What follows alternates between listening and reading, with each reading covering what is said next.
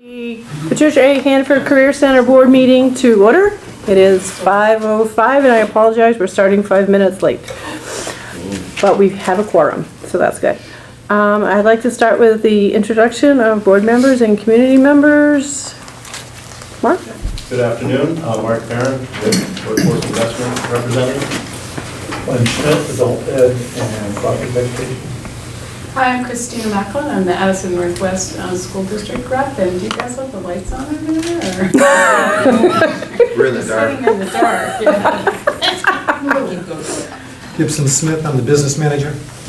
Dana Peterson, Superintendent Director, Hannaford Career Center. Suzanne Buck, ACSD Board Rep. Missy Beckwith, Workforce Investment Board. Mike McGrath, Addison Northwest. Nick Colston, ACSD rep.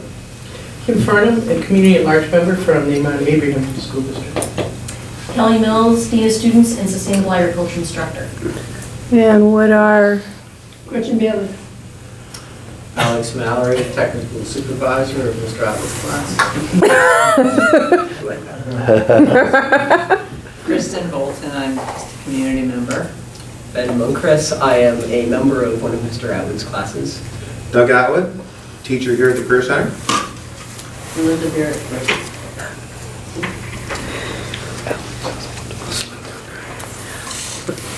Can I have a motion to approve the agenda as it is printed? So moved. Is there a second to that motion?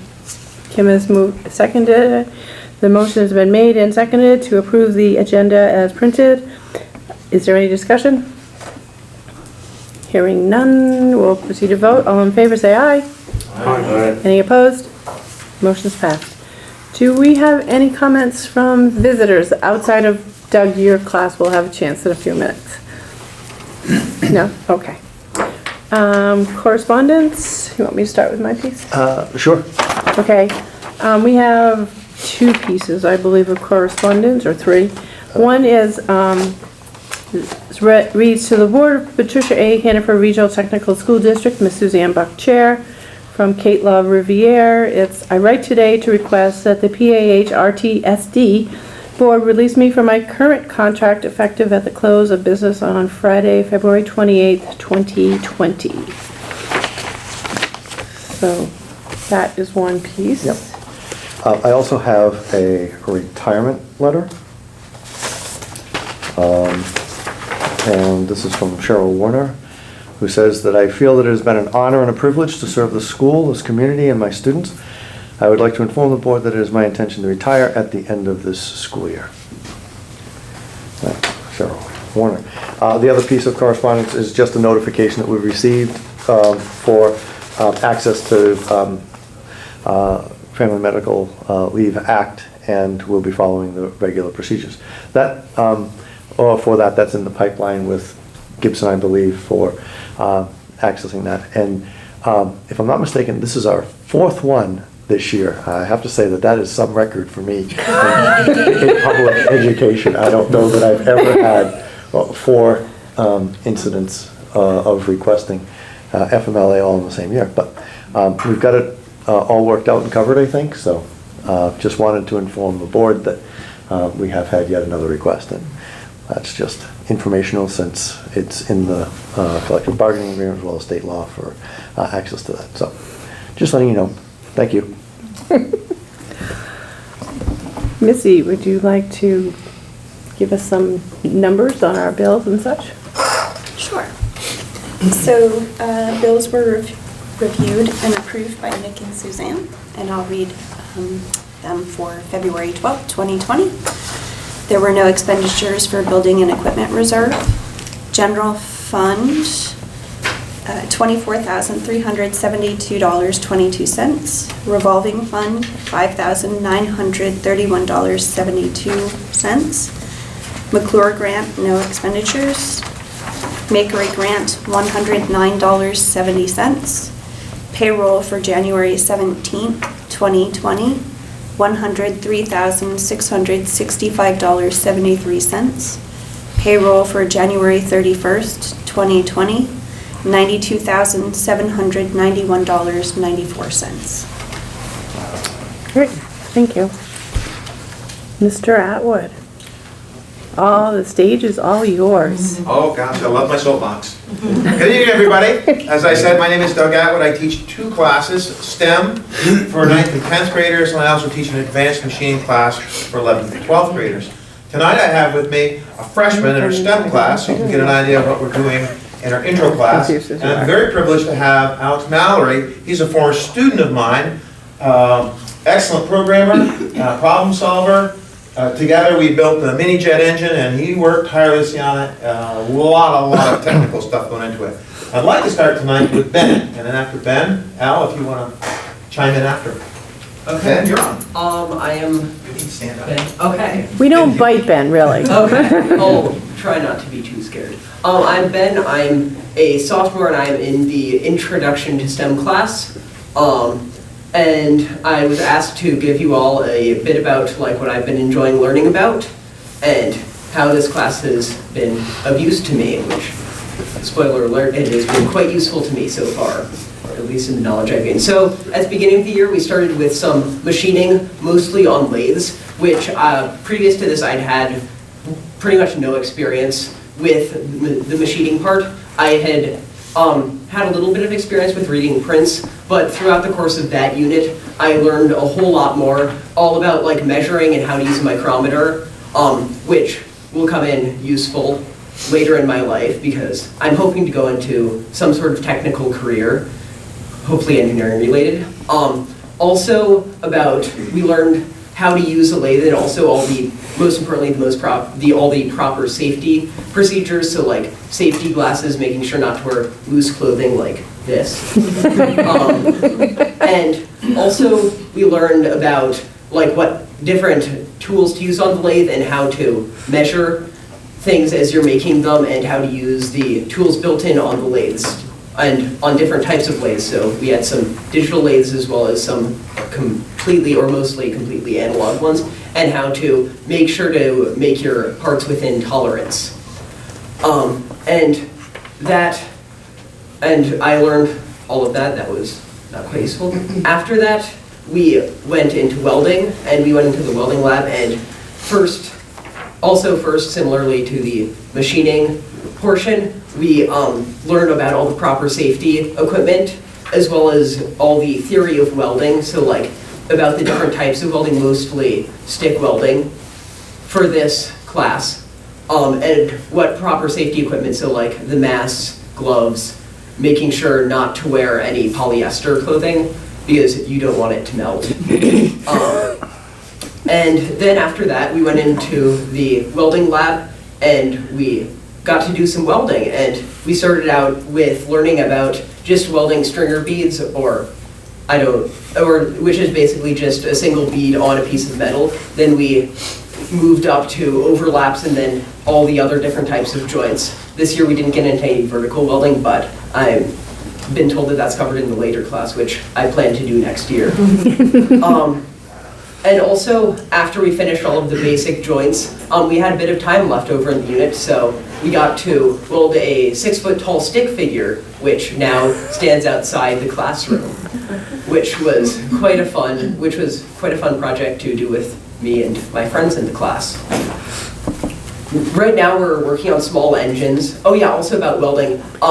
I basically knew nothing about welding before I started with this. Like, I knew the basic principle of arc welding, but that was pretty much it. And I now feel confident welding some probably non-structural structural stuff, but I feel confident in making some welds at home.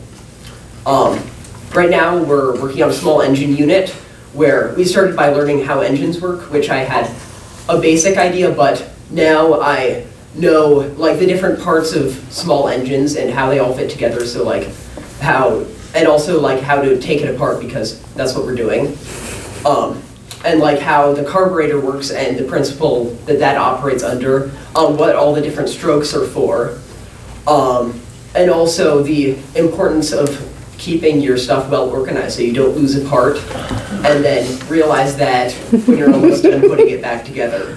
And also well documenting the whole process of taking it apart, so you don't put it back together and then realize you forgot to put it in a bolt on the second step. Take it all Sounds apart. like you speak from experience.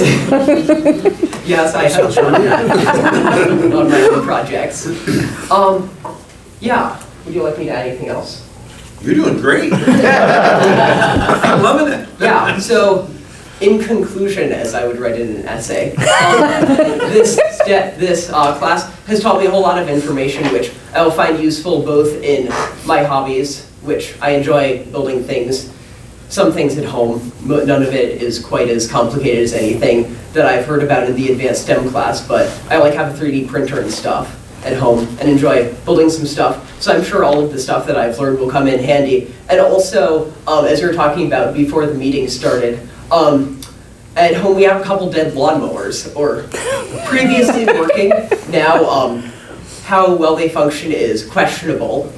But hopefully I'll be able to apply some of the skills I've learned here along with the skills that my dad has, which is quite significant too. Hopefully this summer we'll be able to fix them and be able to effectively mow our lawn. All right.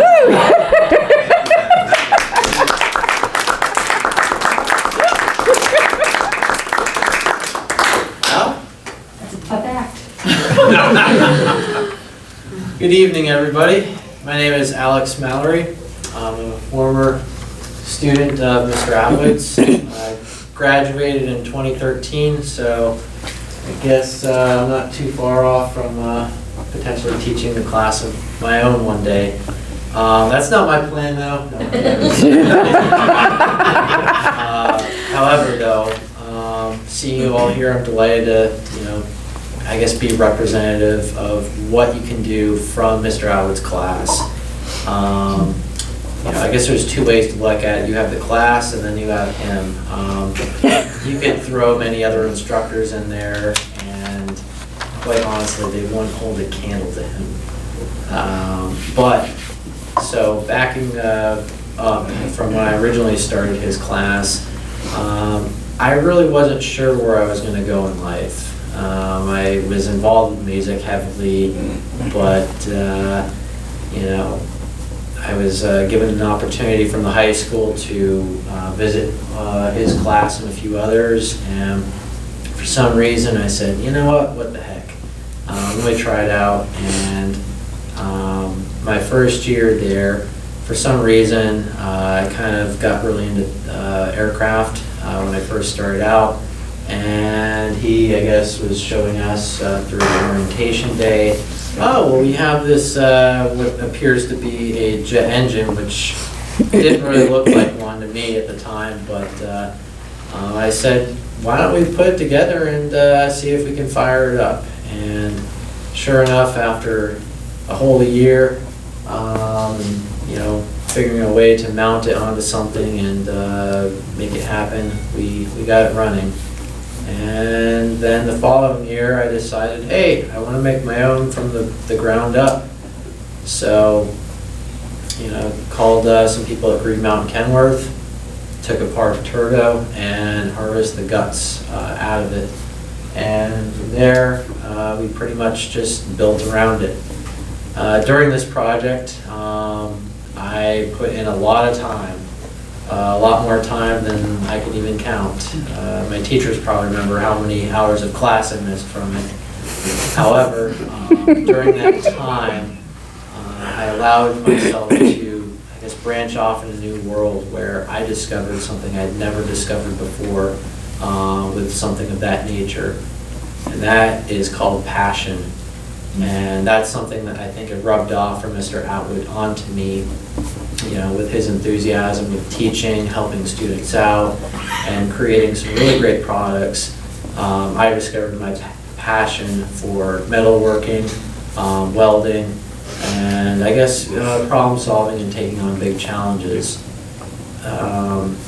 So towards the end of the year, you try, and sometimes you don't get the end result you're looking for, but you always got to go to the drawing board again at some point. And wrapping up my senior year, I really didn't feel like going just to college just for the heck of it. And I'm thankful I made a decision to kind of go into a specialized field. Mr. Atwood prompted me to look at Vermont Tech, as they had a new college program called Professional Pilot Technology, and I went up there and loved it. I did 2 years there. I did not graduate, unfortunately, but that wasn't due to my lack of willpower. I worked 2 years at the airport as a passenger service agent and ramp agent for Delta Airlines, and my love of aviation continued. Even struggling along to, pay the bills and make ends meet, I still enjoyed it. And, wrapping up the end of 2016 and through 2017, I knew I had to do something else with my talent. And that's why I decided to go to this school, National Aviation Academy. And let me tell you what, it's tough. 3,000 hours of class time in 21 months.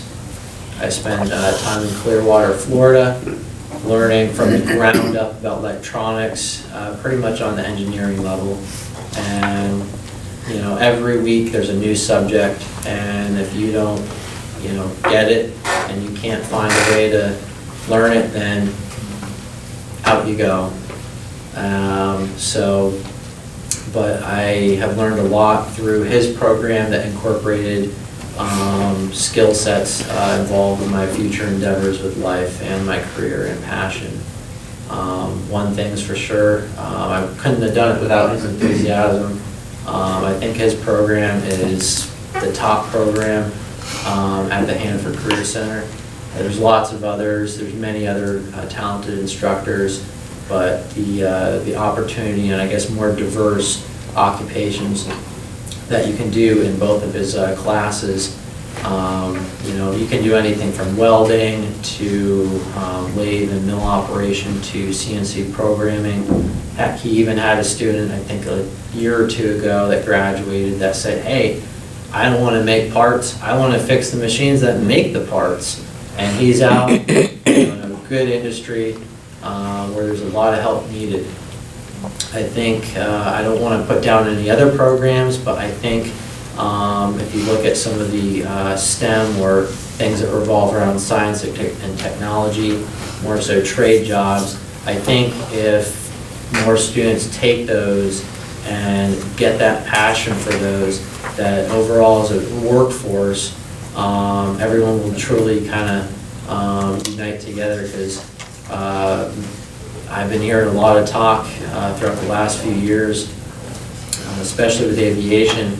There's a decline and a need for trade jobs, anything from welding pipe to architecture to engineering, and most importantly, in the world of aviation, both pilots and mechanics are needed at this point to continue to make everything thrive as it once did back when you guys were probably 30 years ago with age. But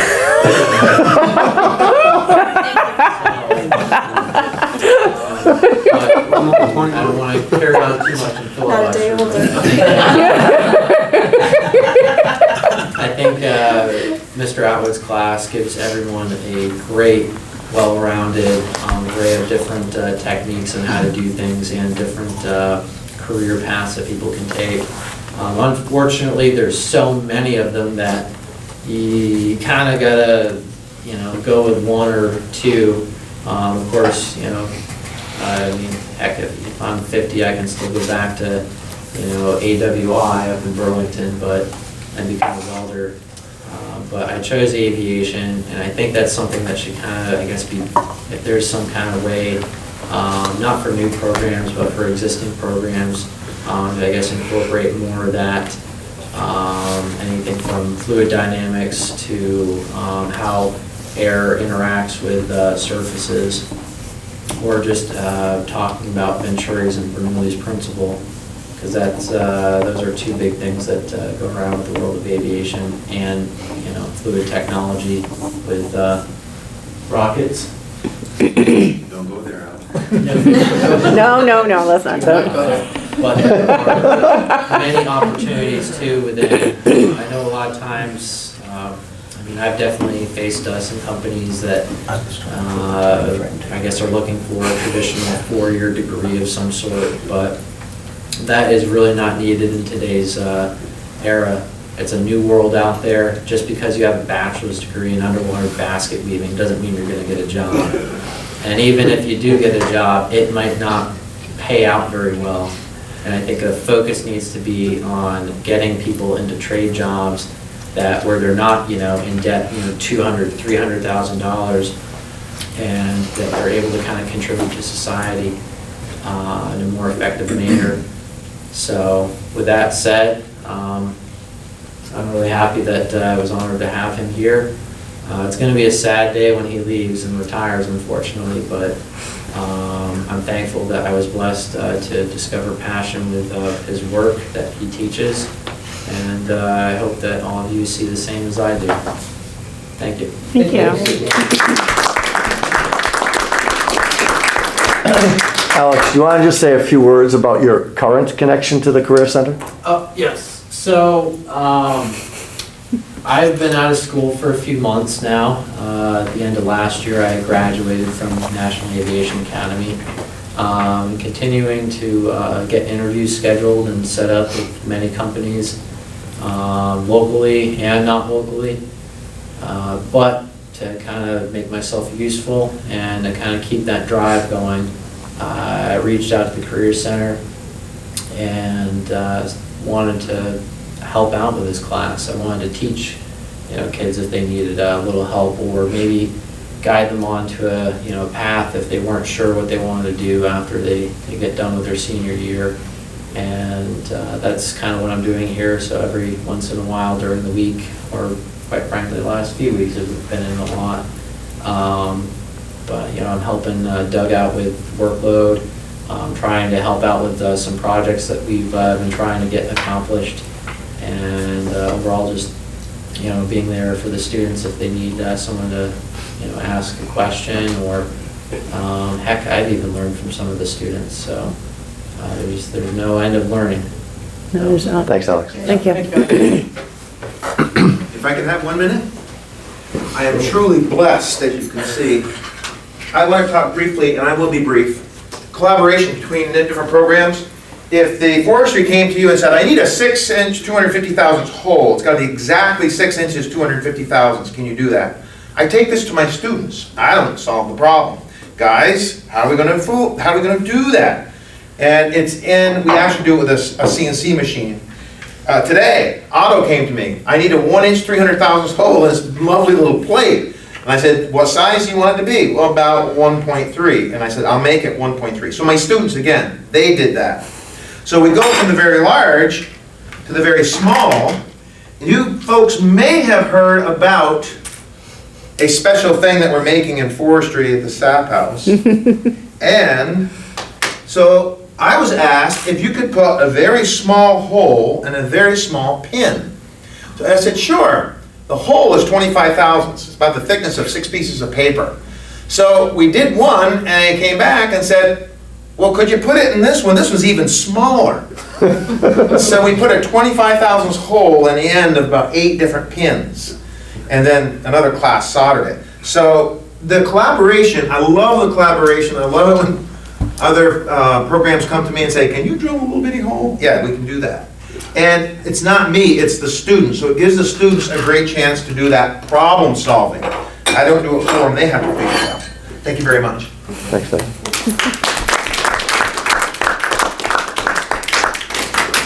It's all right if we leave? Oh, yeah. No, we have questions. You don't get to leave that quickly. You can't get out of here that quick. Last night, you had a virtual welding machine. It was outside for open house. Yes. And my husband was very fascinated with it and complimented the fact that it's so realistic. He's a captain on a container ship, and obviously they have to do repairs and make things, in-house. But Denise was running it. She was doing a great job. Yeah. But anyway, and then there was a conversation about other simulators. How long have you had that piece of equipment? And The welding simulator? Yes. That's new. Yes, ma'am. did you get a chance to use it yet? Not yet. You did it, didn't you? I did a little bit, Yeah, yes. I did it as well. for people with no experience at all, I Right. think it's a great place to start. Right. However, if you're an experienced welder, it's a little difficult. Seem to do just fine, guys. But it's great for beginners. Right. And actually, that is the grant that we got for adult technical ed that is housed here in a trailer, and that is on loan to any of the career centers across the state, right? So I want to thank Len for getting that all organized and put together. Mark? So this question's for Ben. So you said you were a freshman this year? I'm a So sophomore. you're a sophomore.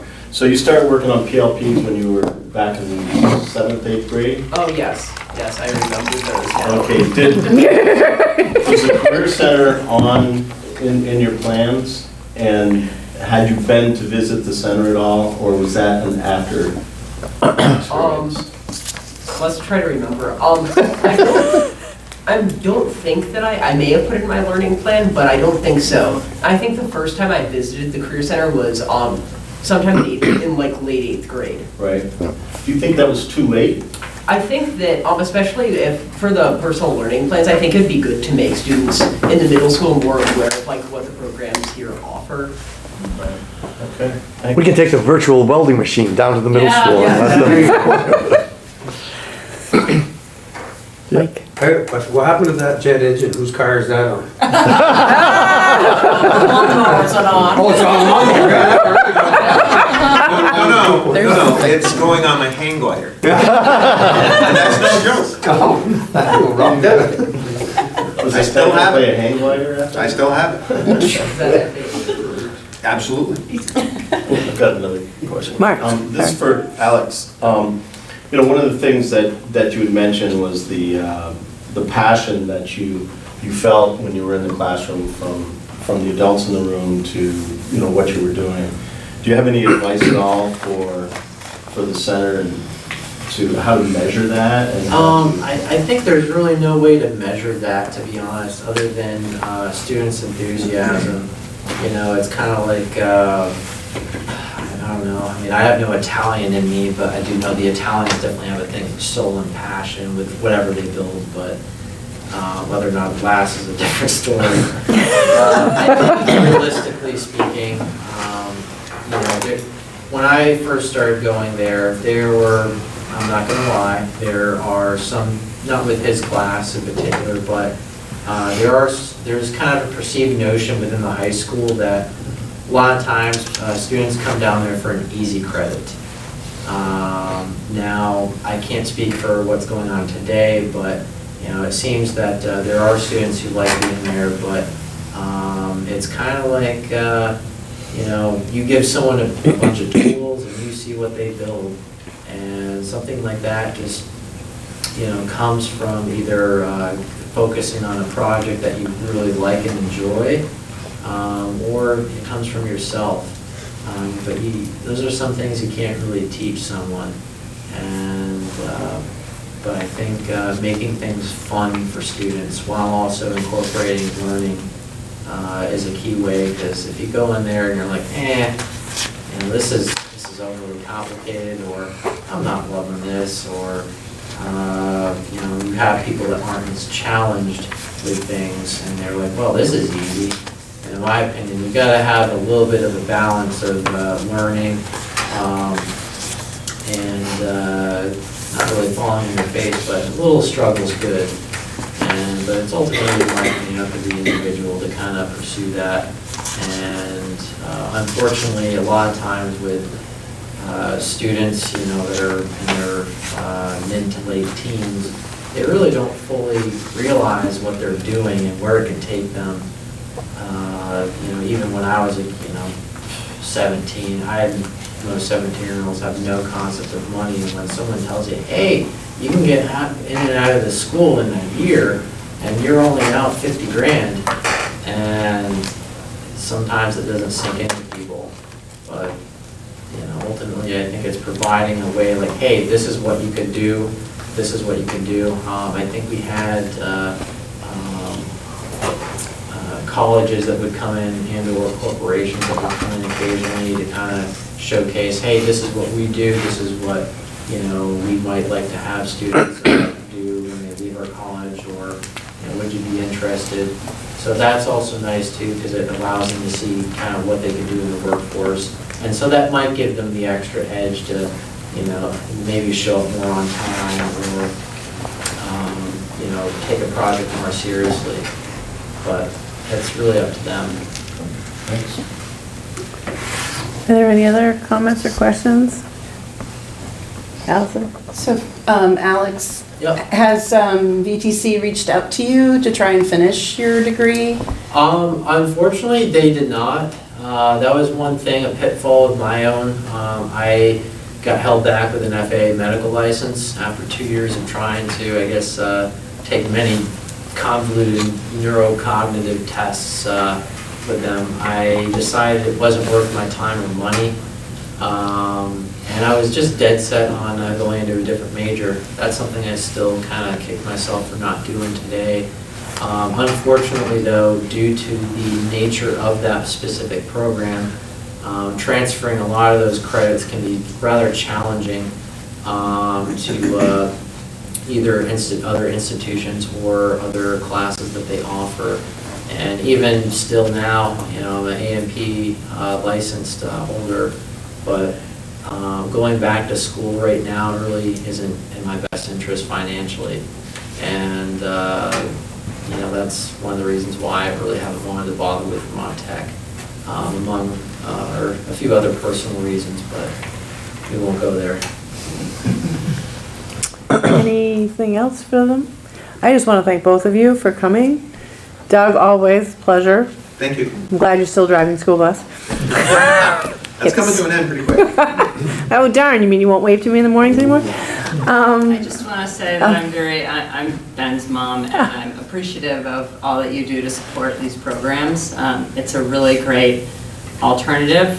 I mean, Ben's a good student in his other classes, so if the Career Center weren't here, he'd probably be okay. Sorry, I'm talking about you in the third person, but he's been reading books about stuff, like he could read about how to take apart an engine, but it's not the same as doing it. No, it's not. He can read about welding, but it's not the same as doing it. And so my husband could probably teach him some of that stuff, but it's not the same. So just giving that richness of perspective, the hands-on. And I totally support, let kids know about this in middle school. I just imagine for kids who aren't good students, they probably feel like failures at school. It's a lot of work and if you don't feel successful, this is a really nice alternative, but it's also a nice alternative for kids who are successful and just want to dig into something. So I appreciate you being kind of the shepherds of this program, and I'm just very grateful it's part of our community, so thank you. Thank you. Thank you. Thank you. Thank both of you for taking time out of your evenings. And Ben, I want to know how effectively the lawnmowers work this summer, okay? Drive by our house. We have sheep grazing on here. But thank you all so very much. It was great. Thank you.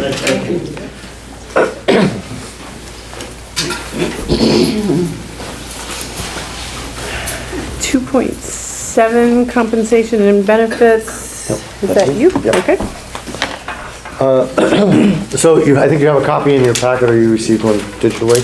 I will review this for the folks in the audience and those at home. This is executive limitations, compensation and benefits. With respect to employment compensation and benefits to employees, consultants, contract workers, and volunteers, the superintendent shall not cause or allow jeopardy to financial integrity or to public image. So we follow all statutory requirements and best practices for our request for proposals. Prior to hiring any personnel, I and the business manager Gibson review appropriate collective bargaining agreements and place personnel appropriately and correctly. And all categories of compensation and benefits are reviewed periodically. Further, the superintendent shall not change the superintendent's own compensation and benefits. And in my time here, I have taken no action to change my own compensation. It is tracked as all of the other things are tracked through the business office independently of me. And the board chair is currently conferring, or will be conferring with the board about appropriate compensation for next year, based on the decision to extend my employment with the Career Center into the future. So she'll be talking with you about appropriate compensation and then meeting with me. So that, I have no involvement in that except to throw something into the budget so that you are not in a situation where Or deficit. right, would have any kind of a deficit. Superintendent will not promise or imply permanent or guaranteed employment. No positions for employment have been offered without following the appropriate selection processes, and no offers of employment beyond the current year have ever been extended in my tenure here. Number 3, establish current compensation and benefits that deviate materially from the master agreement, which shall not happen. All compensation and benefits have been applied in accordance with the prevailing master agreement, and negotiations are just beginning in the next round, and those provisions will be applied once the new agreement is in place. We work collaboratively to budget and establish projected and current future levels of compensation. Number 4, shall not create obligations over a longer term than revenues can be safely projected, and in no event longer than 1 year, and in all events subject to losses in revenue. So we track all of our recurring obligations, current and recurring obligations, to ensure that they're within the parameters that have been set by budgetary constraints, and we review expense reports monthly from the business office, and they're updated. Gibson gives me those, as well as Gretchen. And as of January 28th, revenues for the general fund stood at 78%, $2,720,000 of the total expenses, of the total revenues and expenses. And the expense side was only at 51.18%. In terms of expenses, we also have some that have been encumbered, but I did not report those because they actually haven't been expended. With respect to the BRF, as of the last meeting, the balance in that account is $68,473. Thank you. Any questions? Can we have a motion to accept policy 2.7, compensation and benefits then? So moved. Nick moved it. Mike seconded. So it's been moved and seconded to accept policy 2.7, compensation and benefits. Any discussion? Hearing none, we'll proceed to vote. All in favor, please say aye. Aye. Any opposed? Any abstentions? Motion's passed. Travel reimbursement policy. Mark, do you want to take that? Sure. So we've had a reading on this already, I believe, correct? Yes, back in Yes. December. And so it's remained unchanged. If there's any questions in regard to that, I guess they would have come up by now. So we're putting this out here to approve the travel reimbursement policy. So I move that we do so. Is there a second to that motion? I'll second that too. Michael second. So it's been moved and seconded to accept the policy F1, which is a required policy entitled travel reimbursement. Is there any discussion? Hearing none, we'll proceed to vote. All in favor, please say aye. Aye. Any opposed? Any abstentions? Motion's passed. So we'll move on to the informational agenda. Dana sent out the reports to the board with a comment of that we were asking her to review the reports and be ready for questions. So, Dana's ready and willing to accept questions. Kelly, I'm sure, is ready and willing to accept any questions. Absolutely. Len is too. I'm sorry, on the policy committee reports? Or on the committee reports? Or are you talking the? No, we're in the informational agenda. Right, it can be committee reports. Sure. So all those 1 through 6. So there's facilities, there's budget and policy, there's community engagement, superintendents, dean, Lots of and adult reports. tech ed. So there's 6 there, so all 6 people are represented anybody has any questions. I did have a question on the facilities. Okay. I was a little confused about some of the fire marshal issues in regards to doors and so forth. What was the issue with that? Do you recall? Yep.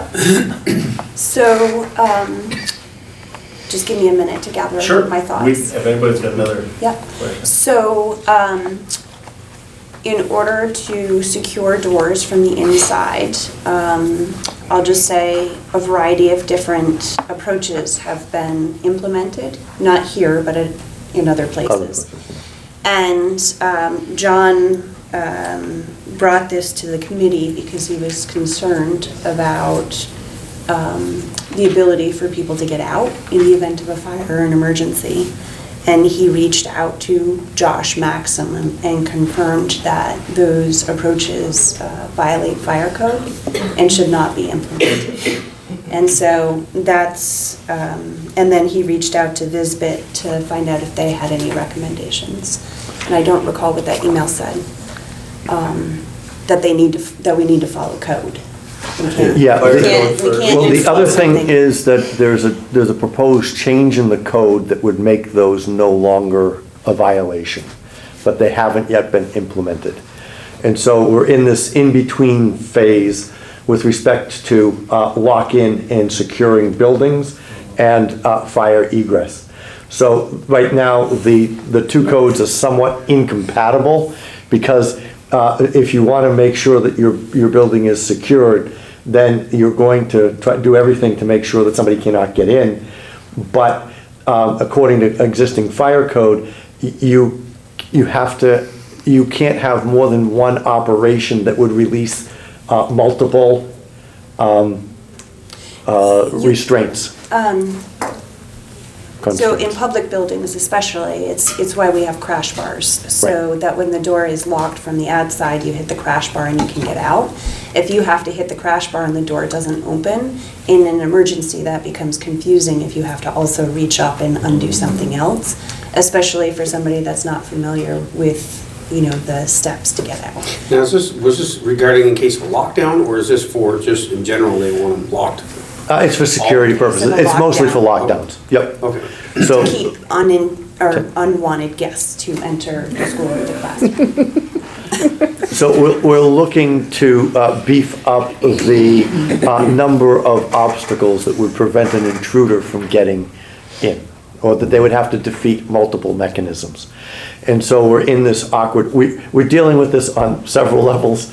We're dealing with it as a safety team. We're also dealing with it at the facilities level, and then we're dealing with it at the facilities committee level. So we're trying to make sure that all of these procedures dovetail and that we're not in violation of any particular code, and navigating things that were designed to be protective measures 30 years ago when we didn't have to think about security getting in or safety concerns coming into our building. It was just getting out of the building. Now we have to think of both of them at the same time. So. Yeah, I was thinking, when I read, I figured that's pretty much was where the conversation was around, and I'm going, we haven't figured that out yet. I don't mean us, but schools as a whole hasn't figured that out yet. It's not schools, it's more the regulatory agencies that aren't quite on the same page, and that's what hasn't been figured out. So is this being dealt with as a legislative matter? I think it's being I don't think it's legislative, I think it's regulatory and code related. And the good news is that various agencies are talking. So Josh Maxim let us know that there is a proposed language that would prevent this from being a violation.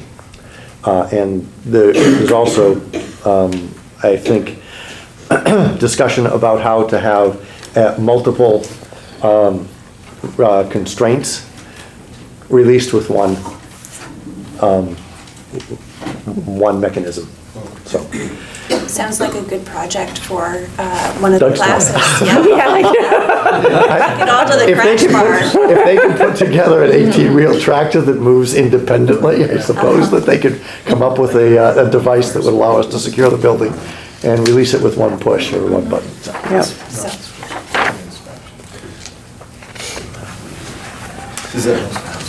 Nick? I had a question for Dana. I didn't see any mention of IB progress in your reports. Are you monitoring that? Yes. It is in the report that I made briefly to to ACSD, and it will be in the, I think I said something in my superintendent's annual report about that. No, I didn't see it. Did I not put it in there? Okay.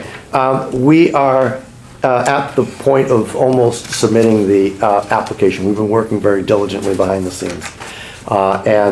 So the application is very close to being ready for the submission for candidacy determination. So we're hoping to get that out within the next week or so. Good. So. I'm glad you brought that up, because I thought it would be an annual report as well. And so it was just an oversight. I didn't know if maybe there was some sensitivity with the other two school districts. No. So everybody's on the same page. Everybody's on the same page, and if I didn't put it in my annual report, it's just because I forgot to put that section in. So, yeah. Kim? How did open house go? Open house went, I think, very well. We had, all combined between North Campus, Main Campus, about 200 people, we think, showed up. That was good. It wasn't quite as well attended as it has been in the past when we've run a maker fair or a repair cafe, but those folks weren't attracted to the open house because there was no other reason to come. But the folks who were here, we thought it went very well, given the fact that culinary we had to make a determination last week really early about whether we were going to hold it on Thursday or not, and it was a good decision that we made. But the kids worked overtime. I want to put in a plug for all of those culinary students who have been here for many hours, early in the morning and late in the day, over the course of the last week, to be able to make those adjustments. And to all of the staff who pitched in. By changing the date, we ran into some conflicts with some of our students that were originally going to be available, and other people stepped in. We had some volunteers and children of staff members who actually volunteered, I think, to help out, so that was great. And the turnout was surprisingly good, given the fact that we had to make a late determination and get the word out as to what the alternative date was. So. By all accounts, it was great. We collected over 50 surveys for our mission and vision statement, both here and at North Campus, as a result of having a captive audience. So did a little bit of adjusting, made the copies and handed those out to people, and I was just pestering lots of folks and saying, has anybody invited you to do a survey? No. Can I invite you to do a survey? Sure. One person said, can I do this and take it home and get it back to you? I said, well, I'd like to consider you a captive audience, and I'd like to see. He was a military recruiter, and he said, yeah, I suppose that's the best practice. So yeah, and you can get my colleague here at the same time. So we got a wide variety of representatives from different towns. We do have to apologize for the first survey because 2 towns were left off. One was Panton and the other one was Virgins, and the person who did the survey was Virgins resident. Apologize profusely for forgetting Virgins.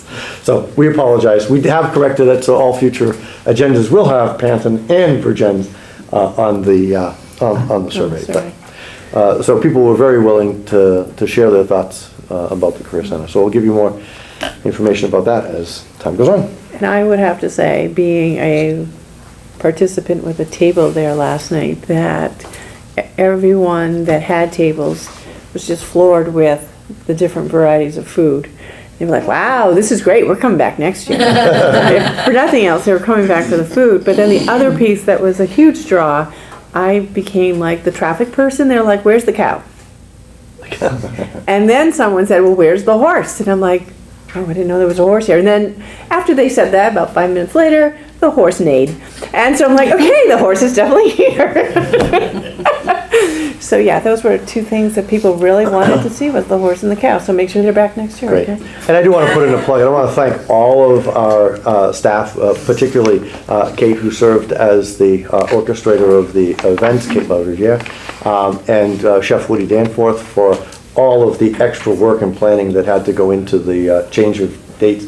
And then our office staff and the faculty and other staff that pitched in and helped out to get everything ready for the open house. It was truly a collaborative event and a team effort, and I just want everybody to know how grateful we are to have the staff that we have here at the Career Center. So, yes. Pardon me for asking this question, but do you have a fall and a spring open house or winter open house? So you have two this year.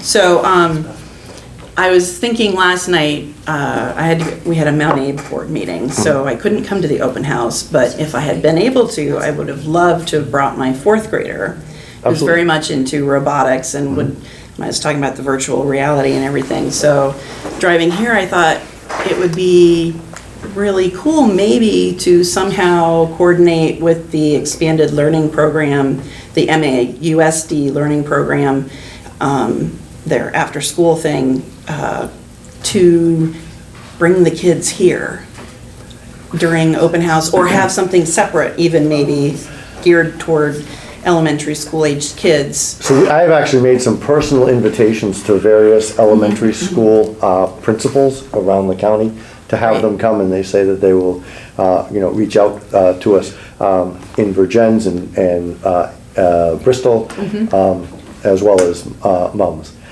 So, Mary Hogan. So it's just a question of them taking us up on the offer, but we have thought about that, and we think that it's a great opportunity. And open house is always open to families and learners of any age. They can always come in and see what we have to offer. We will be working with the STEAM girls again to offer that after-school program. They want to expand it and have 2 age groups, so they've asked for 2 spaces this year as opposed to 1. So we'll be working with them. They're going to meet with me next week. Jake Burnham has offered his engineering lab as the second location, this being one of them. So we're hoping that we're excited that they want to partner with us again, and they want to expand their offering from the elementary group, which they had been doing, to now secondary, middle, and high school cohort. So we're excited, and we think that that would help with non-traditional recruitment and providing an opportunity for older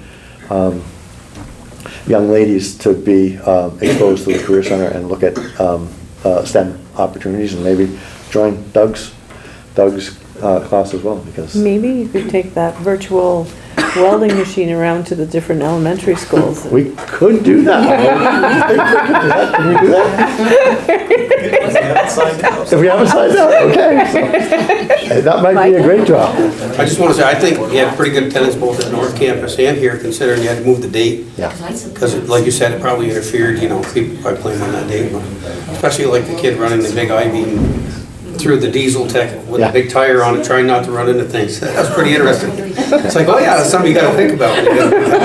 Well, we actually heard from the automotive and diesel students that they found it really fascinating to be able to work on their projects, and so they were very passionate about that, as we heard Alex say.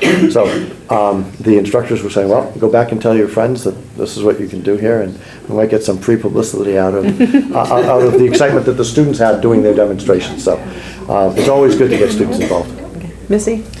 Just to expand on what Allison said, so all of the schools, or many of them, have like after-school programs, and if that was an invitation, not necessarily just the school, but the after-school program. Yep. For open houses specifically. So if there are contact people who do those, if you get those to me, we'll make sure that happens. So. Great. Is there any other comments or questions about any of the reports that are in your packet? Glad you're getting off easy. Well, can I just make, if people would just take a moment to look at the end of my report, and I really want to highlight Grady Devoid for his accomplishments. And Grady is multi-talented. I believe he's an FFA member, Kelly? Yes, he is Virgin's FFA member. Yep. He's a Virgin's FFA member. Yep. So not only was he a great representative of the Career Center and the automotive program to be recognized at the state as a presidential scholar nominee, but he also represents very well the FFA leadership. And I had the great fortune of going on a leadership retreat with him and several others in FFA last year. Actually, that was with, you were there as well.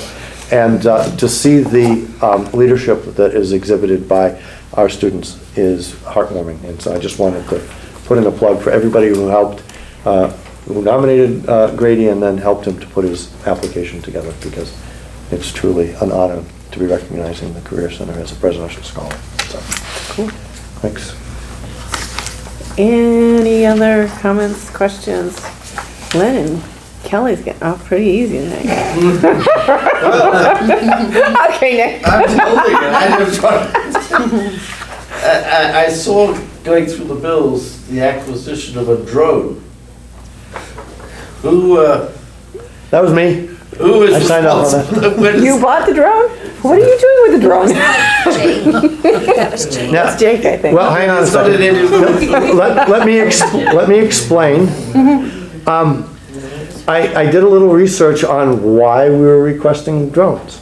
And you heard Doug talk about the interdisciplinary collaboration. And so when I first got it, I said, what is this? And how does it fit in? And so it actually could connect with 3 of our various programs. Doug's STEM, Intro to STEM, and Industrial Design and Fabrication. Also, it connects with Jake in the engineering program. And I can make the extension that connects to the automotive technology program, because we have a student that is actually, does co-op over at the Middlebury Airport. Is that correct? He was. He was. He's now at a welding shop. Well, he was doing an extended co-op over at Middlebury Airport.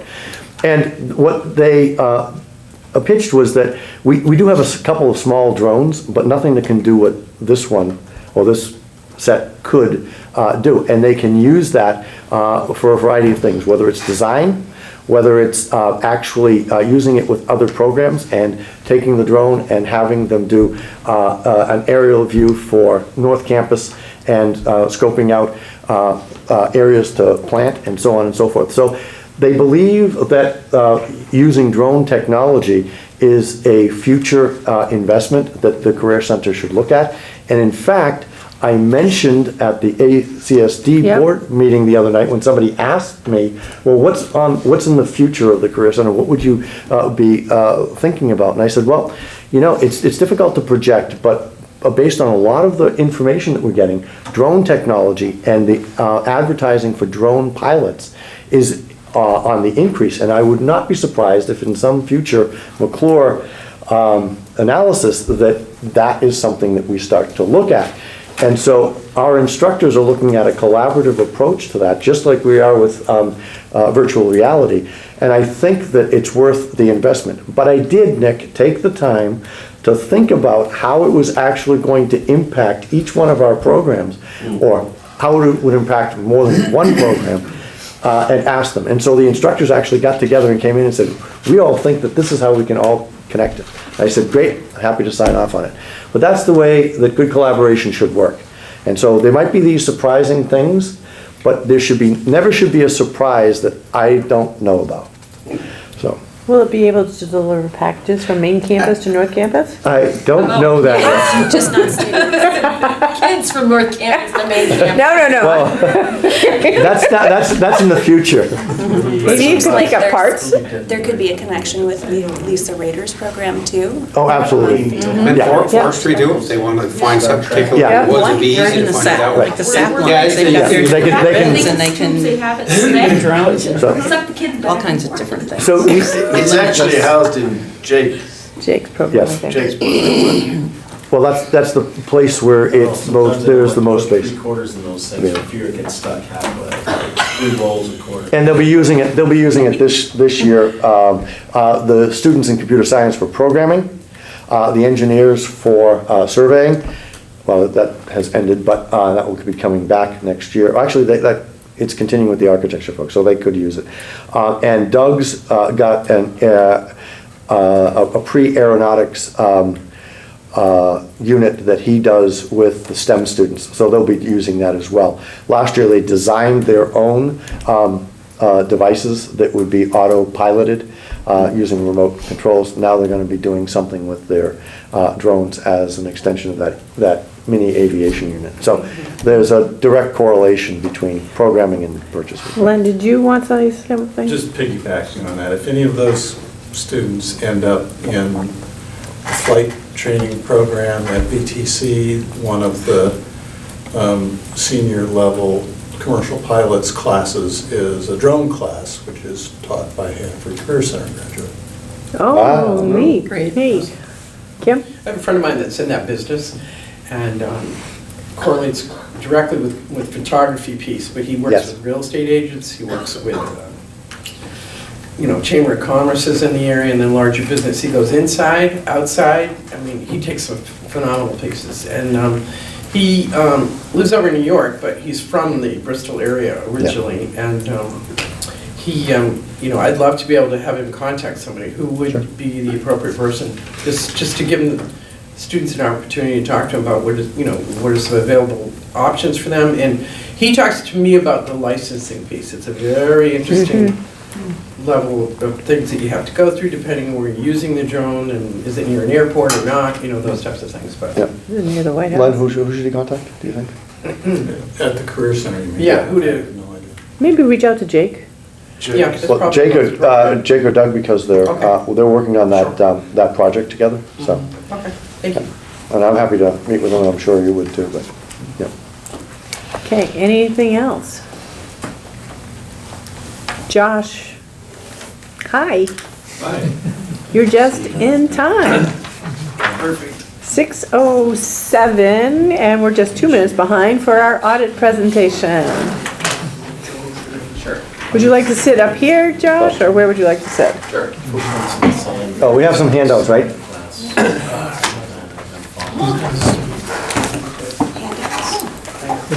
Well, there is one in here, but Everything I think. they've got something I don't need else. any more handouts.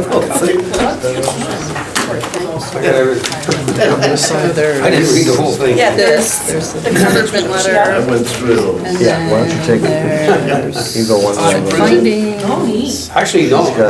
Patrice did a totally copy. I said, well, I probably didn't need all that. Now I have the annual report, in which I get. Why don't you take those? Go. I'll take Yep, these. the one that was, Yeah. yep. And then, like a cover page, and then it goes into the whole thing. We have handouts for Josh, do you pages that need you the going to review overhead rather than at all, or- having Nope. look at it. Talk through it. Okay. Oh, geez. Just set it off. We got it twice. Thank you. I think that's what the handout's for. Josh was kind enough to give us the ones, the page numbers, and sometimes the pages. We Yes, haven't I thought based on the email that we weren't. done our gonna sign-in get sheet. those. How are you? You saw me at the end of the I guess it's better to have and not use an email. How are you? You probably see so many people. Yeah. I'm sorry. Stay here for That time of year. Well, I live in Middlebury, so. Oh, you do, oh. Oh, that's. Oh, damn, look at this. Who needs a budget sheet? Kim, I've got it, so it's gonna go around. Right, thank you.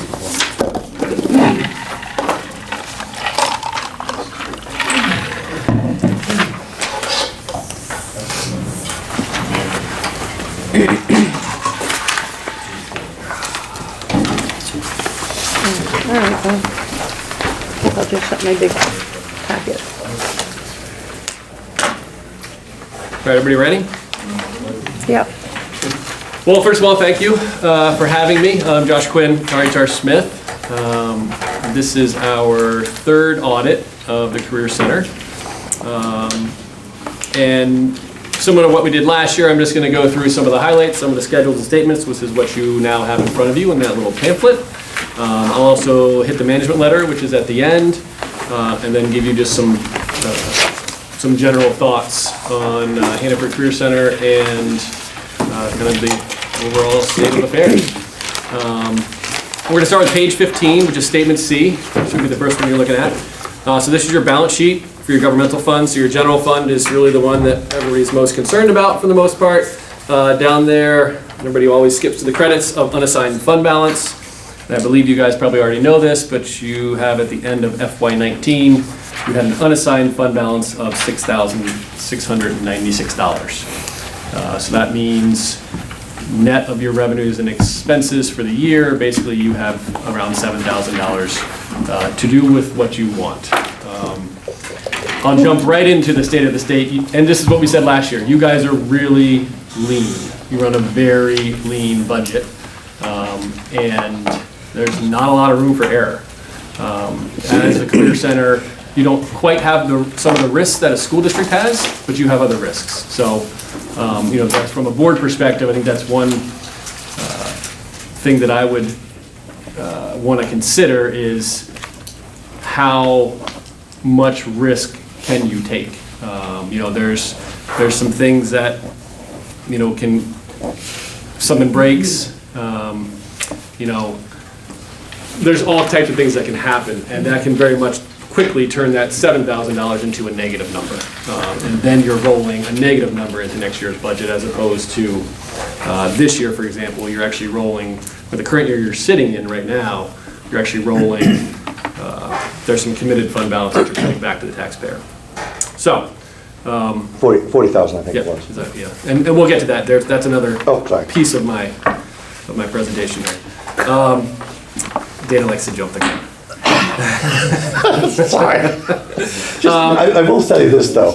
We did take your recommendation because the budget that we brought to the board in January included increases both for our BRF, for the what's it called? Not the discretion. The Board of Ed contingency fund. And the covering of the health insurance that was questionable going up and down. So we've taken your recommendations, RHR Smith's recommendations, to make sure that we are on solid footing for those types of things that we were exposed by. So. Yep. Other things on this first page, you see your BRF there. That's a major fund. Your Rogers Scholarship, because of the size of it, is also a major fund. The other governmental funds, that's made up of all of your special revenue funds and your capital projects funds that are not major. That's just an accounting definition I won't get into. And we'll see those later on in the pieces of paper that you have. Next one is page 17, that's statement E. This is basically your annual revenues and expenditures for FY19. Revenues for fiscal year 19, $3.5 million. Your expenditures were also $3.5 million, as you would expect. So you had a net change in fund balance that actually increased. But as we're about to see, you've assigned lots of your fund balance in the prior year. That page. I think we have 16 instead. Oh, you have 16? Oh, Yeah, shoot. sorry. All right, well, believe everything I just said right there. They have the full audit. It's just not in the packet. Okay. So if you wanted to go to page 17, that's what it is. So anyway, this just shows it's a little bit of a breakdown of your revenues and expenditures, as well as all the other major funds that are listed there. I'm going to go somewhat in sequential order. Next one's going to be page 37. That's your long-term debt schedule. So right now you have one bond that you're still paying off. And as of the end of the year, you had a balance of $740,000, and every year you pay $110,000 in principal, as well as some associated interest. So you can see over the next, just below that is every year for the next 5 years, and then your final payments through 2029, or 2026, excuse me, that's when that is paid off. Keep going on that, page 37, you get into your restricted fund balances, and those are things that you've set aside. So your BERF is a restricted fund balance, the Rogers Scholarship is a restricted fund balance, all of your special revenue funds are restricted fund balances, so those have special purposes for which you decided that money can only be spent for. That's what restricted is. Note 8 is assigned fund balances, so that is things that you have assigned in the prior year. So this is where you get $93,000. So FY20 budget, last year at this time, you said we're going to take $40,000 of FY18's fund balance, surplus, and we're going to apply it to FY20. So that's already happened. So that money's gone. And you also took $53,000 of that surplus and applied it to the Health Reserve Fund to pay for the HRA costs. Non-spendable is prepaids. So that's stuff that you've paid for in FY19 that's actually for FY20.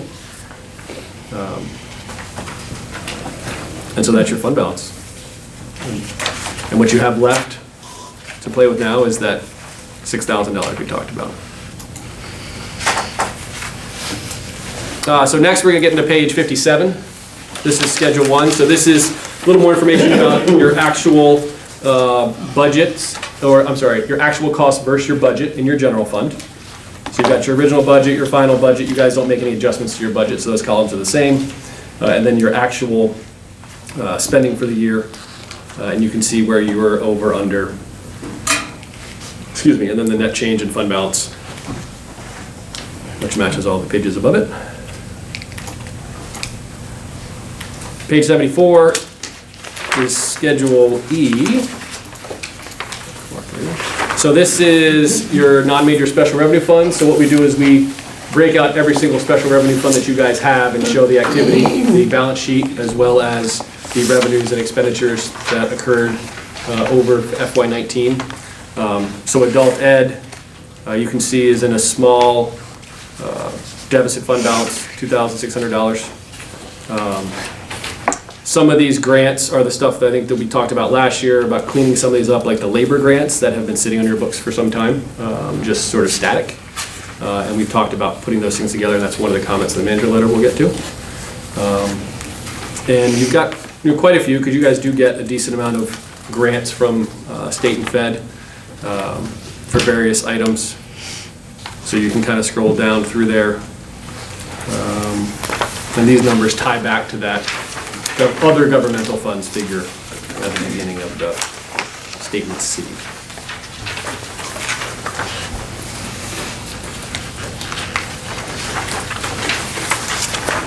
So as far as numbers overall, that's kind of what I intend to go over. I'm happy to take any questions about that, or I can jump to the management letter and we can do questions after. I know it's a thrilling topic, but what I'm here for. Nick, I had a feeling it was going to be you. I would have been disappointed if Nick did not raise his hand. So I actually didn't print it all out. I looked at it on a screen. But page 34, you talk about deposits. Page 34. Okay. And the third paragraph down, it says, the technical center's cash balance of 342 was comprised of bank deposits of 429,191. What does that mean? Page 34, it's in the handout from Patrice, or it's online in the document? No, I just printed it out. Well, I know, but Why don't some, deposits matter? It wasn't in the small packet that No, you it just wasn't. handed out to No. Josh. You gotta go to the attachments. Checking accounts at 72, money market fund at 356. This includes the scholarship account, doesn't it? Yeah, this includes all your accounts. I'm just, if that has anything to do with your, hold on.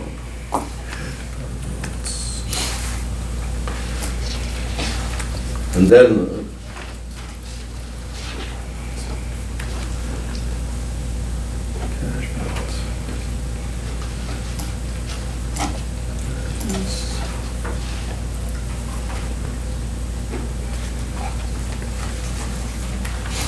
So Nick, are you asking why the cash balance isn't equal to the bank deposits? no, I'm asking why I got multiple questions, but the cash balance of 342, 125, yep. 125, which was comprised of bank deposits of more than that. Right. So that doesn't make much sense. Yeah, I'm gonna have to go back into that one and dig through these details of that figure. And I came to a cash balance of 291, 255. And then the second part of that paragraph is collateralized with securities held by the financial institution in the technical center's name. What does that mean? So collateralized, so that is basically, all municipal accounts are required to be collateralized. Yeah. So basically insured beyond the $250,000 of Right. FDIC insurance. So basically the bank accounts that the district has set up are collateralized accounts. So the Automatically, yeah. Okay. So the bank says, and so we collect collateralization, and they usually issue it quarterly, and it says, okay, you've got, if you have $429,000 in our bank accounts, 250 is covered by the FDIC, Right. and here's the statement that says we're covering the other piece. Okay. And so you're insured, in essence. Okay. That's what that means. Okay. So one is by the FDIC and the other is local. Yep, by the bank. By By the bank, Yeah. yeah. And do you get a confirmation of that? or- Yeah, they send them quarterly, and then we take those confirmations, and that's how we ensure that it actually is collateralized. Okay, Yep. good. So what would be put up as the collateral? Or is it just an understanding that? No, they actually buy assets, and they say, here's our whole municipal pool, and so they're collateralizing, $4 billion, and your assets are included in that $4 billion that they. It's like a mutual fund. Yeah, it's like mutual funds or bond funds, or it's investments basically that they. So it's not like we're putting up the drones? No. That's collateral. But it's actually collateralized by the bank, The bank's, not by us. yeah, the bank is. collateralized. Yeah, the bank. The bank is saying your They're money's on the hook, insured. right. So if something happens and they lose all their money Yeah. and somebody Right. steals all their money, your money is insured. Right. Yeah. So we're not collateralizing anything. Well, No. is that the Bank. same? Right, I was helping. Wait a minute. Is that the same as the FDIC? Because that's not, It's similar, it's a little different. or are than they FDIC. actually insuring the whole thing, saying you're gonna get the whole thing? It's not- Well, so FDIC Generally, covers you're only two, gonna get a portion of that if somebody goes. FDIC covers 250.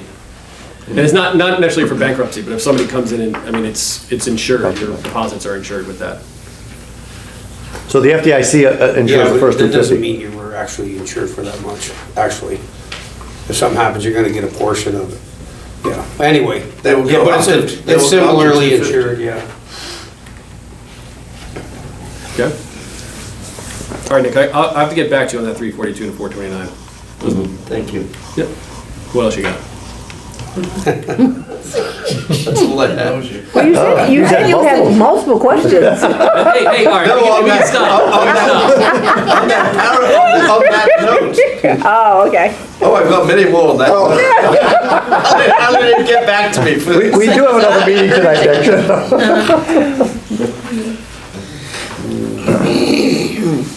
Okay. Okay, so jump over to the management letter? Sure. So the management letter, so this is basically let me step back. So our process when we come and do your audit is we're here in the spring for about a week and we do as much as we can. So we were here in the spring of 2019, so before 2019 was actually closed. And we do a bunch of testing and sampling of your payroll and your cash disbursements, or your AP and your cash receipts and your bank reconciliations. And we look at your bond and we kind of do everything we can do before the year closes, so we have just kind of break up the amount of time we need to spend here after, during the actual audit. So a lot of what we come up with in that sort of internal controls review process is what you find here. And this is not to insinuate that there is anything that the business office is doing sort of behind the scenes, or we're not saying there's any fraud going on. So this is just, here's some recommended best practices that we've noticed in some of your internal controls. And if we were sitting where Gibson and Gretchen and Dana were sitting, this is some of the things that we would implement to just make sure you have the best internal controls, the best practices that sort of circulate among the industry. So if something were to go wrong, we can come back, I can come back to you and say, these guys had all the best internal controls in place, but sometimes things just go wrong. So that's kind of what this is about. So I'll just briefly touch on all these. So the first one's grant management. So we're basically recommending that the business office needs to be more involved in grant management. So if you go through that special revenue schedule, you will find some grants that have very large negative balances. And that's just because they haven't been billed yet as of the end of the year. And it really complicates things when you cross the fiscal year and then bill back, because then you can run into issues where maybe you recognize revenue twice. And so we are recommending that on 6/30, you know what the costs are because they're in an account code somewhere. You should just bill it. You just make it an AR so everybody knows that it's coming. Make sure balance sheets look much cleaner so you don't have to explain to, maybe someone from the general public says, hey, why is this a $25,000 deficit in this special revenue fund? What's going on? It's just kind of avoid the question if you can, I guess I would say. So that's that first comment. Existing student enterprise bank accounts. So this is one we've talked about since we've been here. That's actually run on a different software. That's a QuickBooks based. And so we recommend that you put that on your current, your financial software that you fund in. And that's just so, from an efficiency perspective, you don't need to have two different systems that are being managed by your business office. And then that will also allow you guys to be informed on what's going on in those things, either through reports, either through when you sign warrants, because those things are, there's a lot of money sitting in those accounts. There's 40,000 in one, and I'd have to go back into I think that's the enterprise bank account. The student activities account has tens of thousands in it as well. But you should have one accounting software that should manage all of your funds, not multiple. Separation of duties. So this is always a complicated one because business offices are small in all municipalities. But with that said, you need to separate duties. And again, this isn't to say that Gretchen is doing anything incorrect. It's just what she's been given to do. She's receiving checks, she's depositing checks, she's doing bank reconciliations, and while she doesn't sign checks, she cuts checks. That's too much for one person to do in one bank account, one fund. You've got to break that up somehow, some way. There's enough people in your office to do that. That needs to be done. For the budget, this is a minor one. So one of the things we do is we just make sure that the budget has been posted, revenues and expenses, to match your warning that was approved. And there was one of the budgets, I'm not sure if it was revenue or expenses or both, just wasn't posted correctly. And really that's just so you can manage the budget. So when you're looking at your budget to actual, if your budget's not correct, then obviously you're not going to have the accurate information when you're looking at those actuals to comparison. Cash receipts. This also has a little to do with the staffing, but we did notice some deposits that are just being held too long. And we recommend you go at least weekly, and more often than that if you have larger deposits. And one of the things that we do when we're auditing is we read your procedures and we say, okay, what are you supposed to do? And then compare that to what are you actually doing, not what you tell us you're doing, but what does your bank account show that you're doing? So, okay, if you say we're going to go to the bank every other week, do I see deposits every other week, or do I see deposits once a month? I don't think you actually have a cash receipts procedure.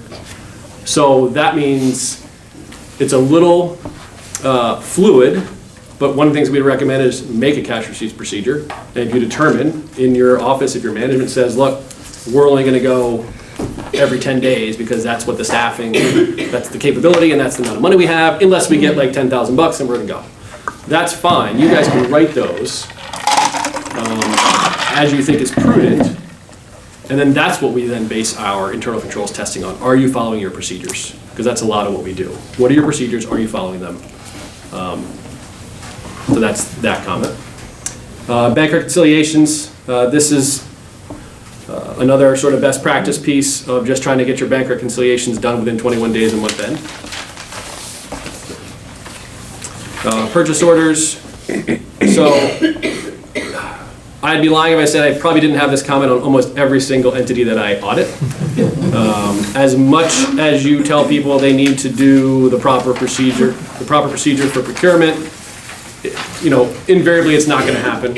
But that also sometimes can go back to, what do your procedures say? Do your procedures say that you must have a purchase order for every purchase? And I think they do right now. Do they right now? I think they do. Sorry, I've been. We do have some for the 3 months, like the electric bill for the whole year. Right, yeah, so open POs. Yep, and those are fine. So much easier. Yeah, and those are fine. Sorry, this is my 3rd board meeting in a row, so they're kind of all melding together. But one of the things about purchase orders is, if you say you have to have a purchase order for everything, and the toilet breaks and you need a valve to fix it, don't waste time. I wouldn't waste time putting a purchase order in to go buy the valve. I would just go buy the valve. So you can actually write that in your procedures. In emergency situations, you know, facilities cost less than $200, like whatever you think is the right thing to do, you can do that. And then when we come back and say, okay, what's your procedure? Oh, okay, this is why this doesn't have a purchase order with it. And then you have another sort of approval process after that has been purchased that can be signed by the person who bought it, and then, you know, Gibson or Dana, or whatever you set up for that. So that's really about, you know, making your purchase orders unique to your system, as opposed to just figuring out what other people are doing and just using it. What outstanding grant funds, I kind of touched on this already. So there's a bunch of static funds that haven't had any activity in them for years. And I think Gretchen might be the only person who even knows what they used to be. So we would recommend you do something with those funds. One of them's a negative number, but it's offset by a much larger positive number, and right next to it in some labor grants from 20 years ago. So we've talked about how to get those off your books, and what to do with that money is basically do some due diligence, try to figure out what it was, how can you use it. If you can't figure it out, after you spend an hour, 2 hours trying to figure it out, you say, you know what? We tried, this is what we did, and then you come to the board and say, hey, we tried, this is what we did, couldn't figure it out, this is what we want to do with the money.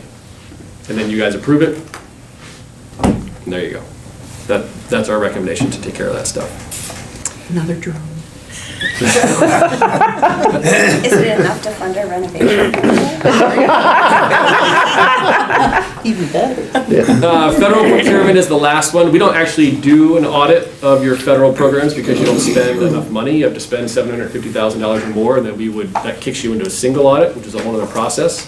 But one of the things while we were looking through your procedures, through your purchasing, was that I didn't notice any federal compliance documentation. So when you buy something through a federal program, so Perkins, for example, which is your biggest one, if you know, most of Perkins is teachers, but there's always an expense here and expense there that's not teachers. And so those things have to be procured per federal guidelines, and that's a very specific process. And if you don't follow it, anything that you buy without following it can be disallowed if the state or the feds come in and say, show me what you did. And then all that money then gets dumped into your general fund. And so there goes that $7,000 really fast. So we recommend it, and Gibson, I think, has a draft of federal procurement procedures, but we strongly recommend getting that in there, training all your personnel on how to use it, and get it in place, because that's, the feds will eventually come, or the feds through the state eventually will come. So that's the management letter. From as far as sort of risks, I mean, one of the things, I can't remember what you guys budgeted for HRAs.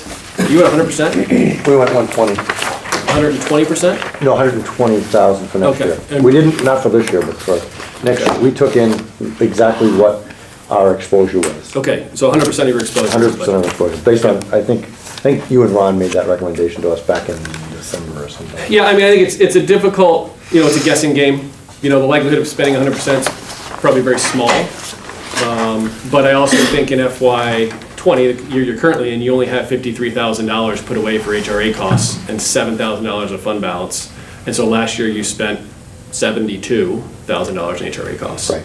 So FY20, I would expect to see that potentially be a deficit. Now that right now is in a special revenue fund, so it's actually separate from your general fund. One of the complications for FY21, which I think Danny, you actually may have even pointed it out, is because of the new state healthcare, which goes into effect January 1st of 2021, you're gonna see most of, so for your calendar year 20 HRAs, most of your expense is gonna be in the second half of the year, which is the first part of FY21. And then the majority of FY21, or calendar year 21's cost is gonna be in the first 6 months because the employees now pay last dollar, not first dollar. So I think that's one of the reasons why we went with the 100%, because we've got two ends that are both converging in the same fiscal year. Yeah, so who knows what happens if that even comes true or not, as far as, will people spend more or less or whatever, but, that's definitely a risk out there that's real. The other thing that you guys have coming up soon is e-finance. And e-finance has been extremely challenging for just about everyone who has done it so far. I have some districts who are talking about adding staff because it's, the software is taking a step back from the current software you have. From a procedural process, from bank reconciliations, from just how it functions. There are places who are implementing it now and implementing it successfully. They don't love it. It's not as powerful as their old software, but they're making it work. So you can make it work, but it is, in Burlington, they spent 18 months implementing e-finance. And it took a lot of time, and it's really stressful in your business offices. We're seeing people are, business offices have a lot of turnover anyway. That is increasing with the pressures from the state and, the new account codes structure that they came out with, e-finance, new sped, reimbursement processes. The turnover in business offices is increasing. So just know that is coming, that e-finance, because are you in the last group? We're in the never group. 2020. Well, never group's going to turn to the state saying you don't get your money anymore. So you need to start planning it. It's required. It's going with us. It's absolutely, it's We're all going required. together. The state says all must convert by, I think, July of 2021. So do you have a finance program where you can have students come in and, free interns? Because extra labor costs, we're lean already, so. Right. Jeez Louise. Yeah, Nick, we're all set. Thought we accounted for a part-time person to support that. We have some in there, yeah. I think, but that was just for implementation. And that's going into the next year's budget, because we don't have to implement next year, it's the following year. Come back and Are there any questions for Josh?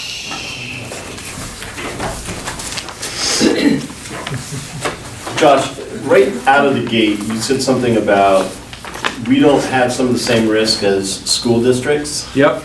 But we are a school district. So what did you mean by that? So to me, what I usually go to is special education costs. And okay. So if Addison Central has 4 special education needed that makes students all coming sense. in, Yeah, that that can turn their budget on its head. Right. Okay, yeah. Okay. Okay. Thank you. Any other questions?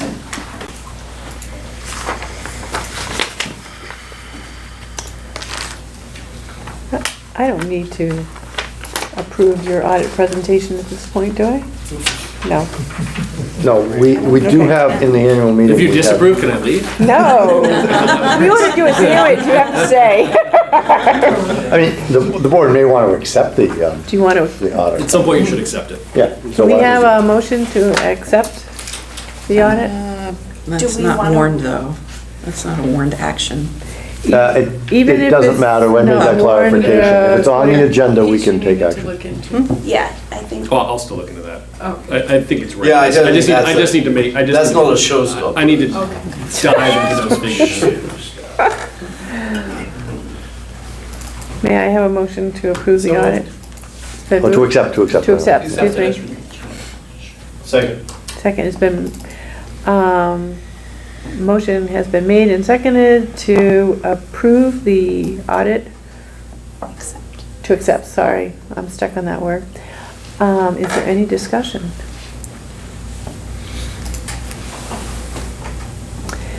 Hearing none, we'll proceed to vote. All in favor, say aye. Aye. Any opposed? Any abstentions? Motion's passed. Okay, policy 4.1 governing style. Allison. Why was I just thinking you were gonna make me do that? Well, maybe because you said you were leaving us, so we'll make you do it. That sounds One like last time. I just got an email about that. It said with absolute humor I know. and appreciation of your service. Can't see the clock. What are we, like 20? It is 6:39. 6:39, we are off. So, do we need to go into executive? Yes, we do. Okay, so we've run a little over time, but we had really good discussion. Once again, the student presentations were phenomenal. They were. And very enlightening and a wonderful reminder of the great work that we do here. And I think everybody participated. So, Great. job well done. So may I have a motion to move us into executive session, negotiations and personnel per 1 VSA section 313. So moved. Second. Moved and seconded. To go into executive session, we will enter in about 3 minutes, giving our camera guy time to, And we can grab our food while we wait, right? yes.